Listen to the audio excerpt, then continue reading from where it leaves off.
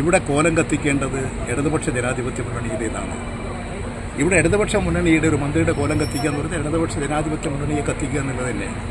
ഇവിടെ അവരെയാണോ കത്തിക്കേണ്ടത്? ഇവിടെ RSS സംഘപരിവാറിൻ്റെ ഫാസിസ്റ്റ് ഭീകരത രാജ്യം അപകടപ്പെടുകയാണ്.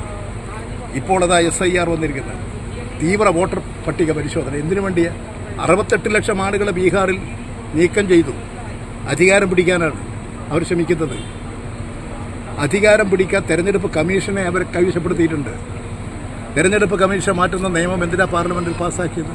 തെരഞ്ഞെടുപ്പ് തന്നെ അട്ടിമറിക്കാനുള്ള നീക്കമാണ് നടത്തിക്കൊണ്ടിരിക്കുന്നത്. ആ ആപത്തിനെതിരായിട്ടാണ് പൊരുതേണ്ടത്. ആ ഫാസിസ്റ്റ് ഭീകരതയുടെ രൂപങ്ങളെയാണ് ഇവിടെ അഗ്നിക്കിരയാക്കേണ്ടത്.